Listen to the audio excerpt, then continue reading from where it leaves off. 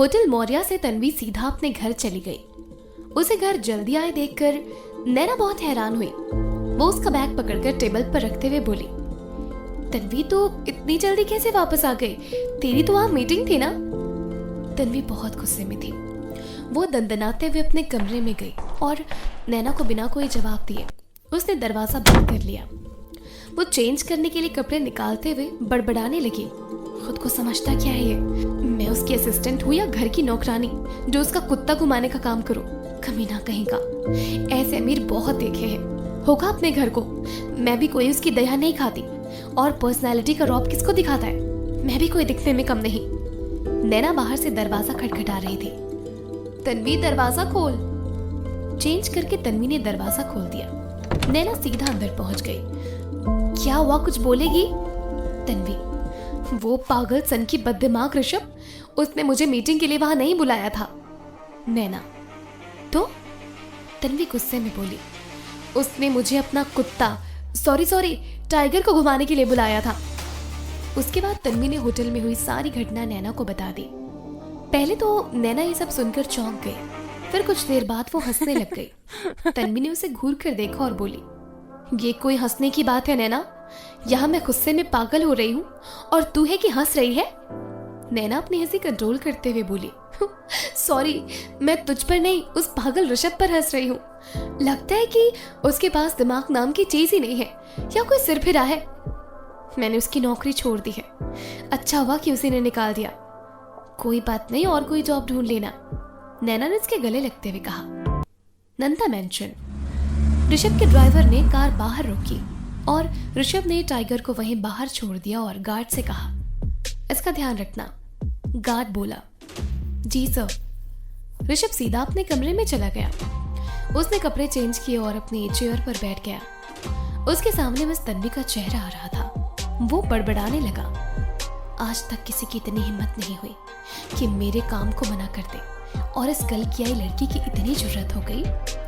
उसने सामने टेबल पर पड़े पानी के ग्लास को उठाकर फेंका। उसके बाद उसने एक कांच का टुकड़ा जमीन से उठाकर अपने हाथ में ले लिया और अपनी मुट्ठी में बंद करके दबाने लगा। उसकी हथेली से खून रिसने लगा, लेकिन उसे कोई फर्क नहीं पड़ रहा था। जब उसे तेज दर्द हुआ, उसने वो टुकड़ा छोड़ दिया और कराहने लगा, आह! इतने में कादम्बरी कमरे में आ गई। घर में एक वही थी जिसे ऋषभ के कमरे में आने के लिए नॉक करने की जरूरत नहीं होती थी।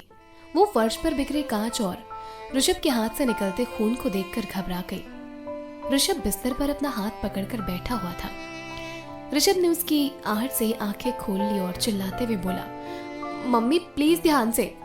कादम्बरी ने उसकी बात का कोई जवाब नहीं दिया और वो फर्स्ट एड बॉक्स लेकर उसके पास जाकर बैठ गई। हाथ दिखा। मम्मी मैं कर लूंगा। ऋषभ अपना हाथ छुड़ाने की कोशिश करते हुए बोला। कादम्बरी ने बिना उसकी कोई बात सुने उसकी ड्रेसिंग कर दी और बोले, किस पर गुस्सा है? मेरी नई असिस्टेंट तन्वी बनचंदा। ऋषभ ने पूरी बात उसे बता दी। Kadambari, sounds interesting. कोई तो आया जिसने तेरे काम को मना किया। ये कहकर वो थोड़ा मुस्कुराई। ऋषभ ने घूरकर कादम्बरी को देखा और बोला, आप हंस रहे हो? नहीं, बस सोच रही हूँ। ऋषभ, क्या? कुछ नहीं, तू आराम कर। डिनर किया था? ऋषभ, हाँ मम्मी। कादम्बरी जाने लगी तो ऋषभ ने उसका हाथ पकड़ लिया। वो वापस वहीं बैठ गई। ऋषभ ने उसकी गोद में अपना सर रख लिया। कादम्बरी उसके बालों में प्यार से हाथ फेरते हुए बोली, इतना गुस्सा क्यों करता है? Why are you so arrogant? Rishabh ने उसकी बात का कोई जवाब नहीं दिया, बस चुपचाप से लेटा रहा। दुनिया का सुकून उसे बस इसी गोद में आकर मिलता था। इस समय वो इतना मासूम लग रहा था मानो वो दुनिया का सबसे अच्छा इंसान हो। उसे कादम्बरी की गोद में कब नींद आ गई उसे पता ही नहीं चला। कादम्बरी मुस्कुराई और उसने ऋषभ को आराम से तकिए पर सिर रखकर उसे लेटा दिया।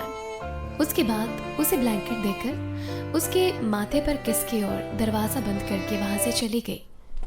अपने कमरे की तरफ जाते हुए वो सोच रही थी, ये तन्वी कौन है जिसने ऋषभ को काम के लिए मना कर दिया और वहां से उसके सामने चली गई? इससे तो मिलना पड़ेगा। अगली सुबह नंदाज ऑफिस। ऋषभ तैयार होकर सीधा अपने ऑफिस पहुंचा। उसने देखा कि तन्वी वहां पहले ही पहुंची हुई थी। वो अपने डेस्क पर थी। उसे देखते ही वो खड़ी हो गई और बोली, गुड मॉर्निंग सर। हमेशा की तरह ऋषभ बिना किसी को जवाब दिए अपने केबिन में चला गया। वो अंदर केबिन से तन्वी को देख रहा था। अभी वो कोई काम नहीं कर रही थी। ऋषभ ने इंटरकॉम किया। तन्वी ने नंबर देखते ही फोन उठाया। जी सर। कॉफी? जी सर। तन्वी जल्दी से उसके लिए कॉफी लेने चली गई।